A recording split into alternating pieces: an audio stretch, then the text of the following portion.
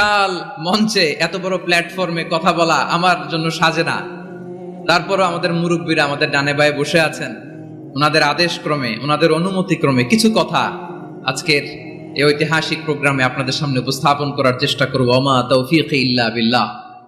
প্রিয় ভাইয়েরা, 5 দিন ব্যাপী এই তাফসিরুল কোরআনের প্রোগ্রামে অনেক ওলামা হযরত কথা বলেছেন। যারা কোরআন সুন্নাহ থেকে আমাদেরকে কোরআনের কথাগুলো শোনালেন, আমরা যেন সেগুলো আমল করতে পারি, আল্লাহ আমাদেরকে তৌফিক দান করুক।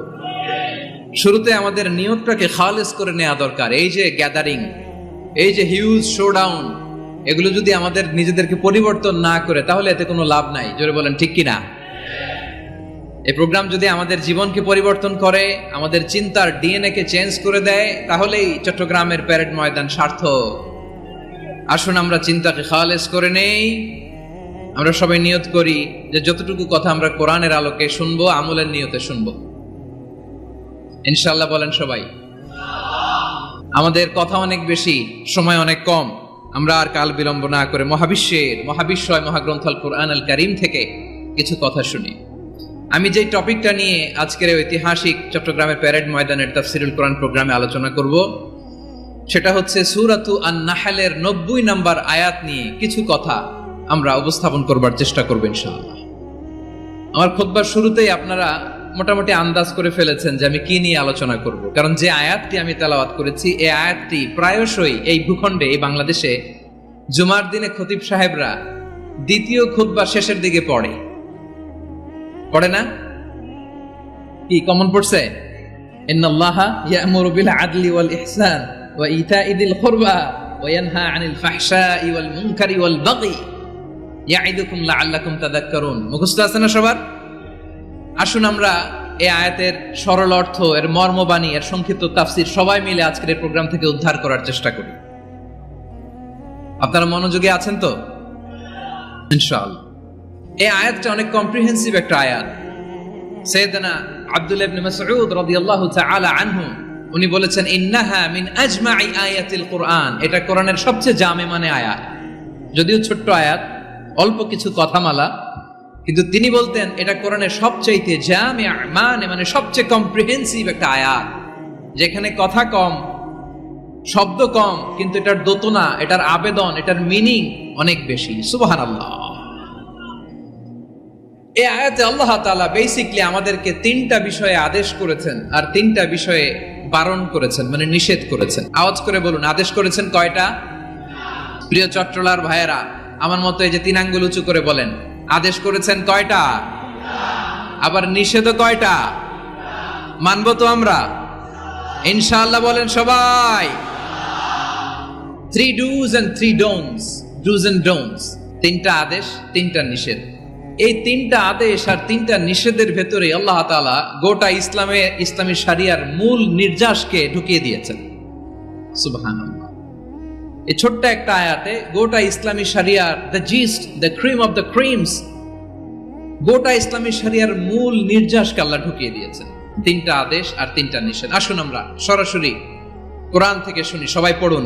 আউযু বিল্লাহি মিনাশ শাইতানির রাজীম। বিসমিল্লাহির রহমানির রহিম। ইন্নাল্লাহা ইয়া'মুরু বিল আদলি ওয়াল ইহসানি ওয়া ইতা'i যিল কুরবা ওয়া ইয়ানহা আনিল ফাহশাই ওয়াল মুনকারি ওয়াল বাগি ইয়া'iযুকুম লা'আল্লাকুম তাযাক্কারুন।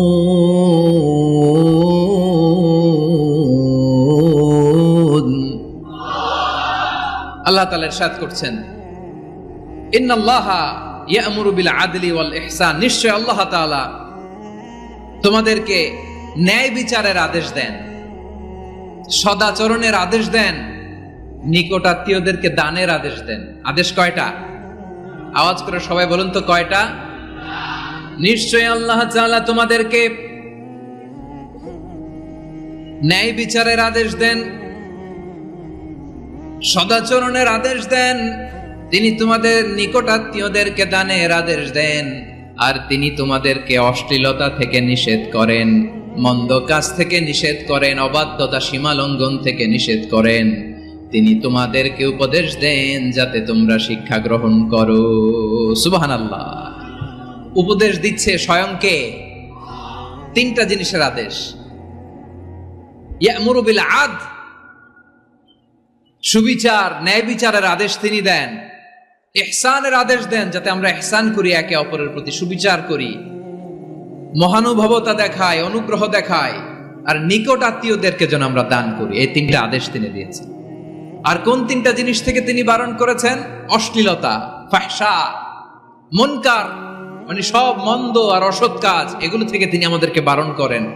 ওয়াল বাগি, অবাধ্যতা, সীমা লঙ্ঘন, এই তিনটা কাজ থেকে তিনি আমাদেরকে বারণ করেন। তিনি আমাদেরকে উপদেশ দেন, স্বয়ং আল্লাহ তাআলা আমাদেরকে উপদেশ দেন যাতে করে আমরা শিক্ষা গ্রহণ করি। সুবহানাল্লাহ পড়ে। তাহলে আসুন আমরা ধরে ধরে একটা একটা করে সামনের দিকে আগাই। আল্লাহ তাআলা প্রথমে আমাদেরকে আদেশ দিয়েছেন আদালের। ইন্নাল্লাহা ইয়া'মুরু বিল আদল। আওয়াজ করে বলুন আল আদাল। সবাই পড়ুন আল আদাল। আমরা উর্দু জানি, হিন্দি জানি, অনেকে ইংরেজিও জানি, কিন্তু আরবি শব্দগুলো আমাদের মুখ দিয়ে বেরোতে চায় না। আওয়াজ করে বলুন আল আদাল। মাশাআল্লাহ। ইন্নাল্লাহা ইয়া'মুরু বিল আদল। আল্লাহ তাআলা আমাদেরকে আদলের আদেশ দেন। আদল অনেকে না বুঝলেও আদালত শব্দটা বুঝবেন। আদালত, আদালত, আদালত বুঝেন না? যেখানে বিচার কার্যের ফয়সালা করা হয়, কোর্ট কাচারি আদালত, এটা তো ভেরি কমন। এটা শুনছেন না সবাই? আদালত, যেখানে ন্যায় বিচার হবে, সুশাসন হবে। কিন্তু ভাগ্যের কি নির্মম পরিহাস, ওখান থেকে মিথ্যা সাক্ষী দিয়ে মনমতো রায় দিয়ে দেয়া হয়। এগুলোর পরিবর্তন হওয়ার দরকার আছে না নাই? প্রিয় ভাইয়েরা, আদালত, আল আদল, ইংরেজিতে বলে জাস্টিস, ন্যায় বিচার, সুবিচার, সুশাসন, জাস্টিস, আল আদল। সব জায়গায় এই জাস্টিস থাকা দরকার। Justice should be prevail in the society. The mission of all prophet was to uphold the justice. সব নবীর মিশন ছিল এই জাস্টিসকে, আদালকে, সুশাসন আর সুবিচারকে নিশ্চিত করা। পড়েন সুবহানাল্লাহ। And the core message of every divine scripture was to uphold justice. পৃথিবীর সব আসমানি কিতাবের মূল শিক্ষা ছিল এই জাস্টিসকে সমাজে এনশিওর করা, সুবিচার, সুশাসনকে এনশিওর করা। তাহলে প্রিয় ভাইরা, আমরা বুঝতে পারলাম আল আদল শব্দের মানে হচ্ছে ইনসাফ বা সুবিচার বা ন্যায় বিচার। এটা হচ্ছে একটা general meaning, very general meaning. আপনি যদি ইন ডেপথ বুঝতে চান, আরো ভেতরে যান, তাহলে আদল মানে হচ্ছে সমন্বয়, আদল মানে হচ্ছে ভারসাম্য, ব্যালেন্স। আদল মানে হচ্ছে মধ্যম পন্থা। সুবহানাল্লাহ পড়েন। কারণ সব সময় সমান সমান হইলেই সুবিচার হয় না। কথা কি বুঝতেছেন? ইসলামের দ্য কনসেপ্ট অফ আদল, এটা এমন আদল, এটা সব সময় সমান সমান নয়। যখন সমান সমান দেয়া দরকার, ইসলাম সমান সমান দেয়। যখন ব্যালেন্স করা দরকার, চেক এন্ড ব্যালেন্স, সমন্বয়, ভারসাম্য করা দরকার, তখন ইসলাম ভারসাম্য করে দেয়। এটার নাম আদল। সুবহানাল্লাহ। সহজ করে আপনাদেরকে বুঝাই। যেমন ধরুন, একটা পরিবারের 3 জন সদস্য, স্বামী, স্ত্রী আর সন্তান।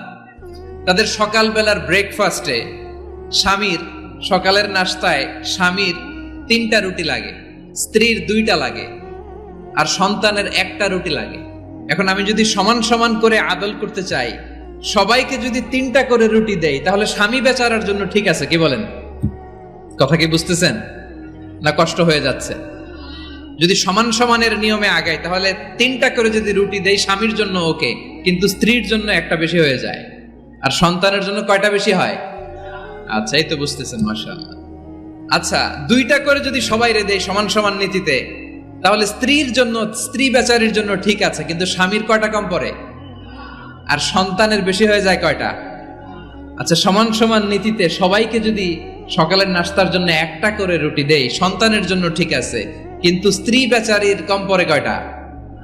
স্বামীর কম পড়ে কয়টা? 2টা। কথা কি বুঝতেছেন?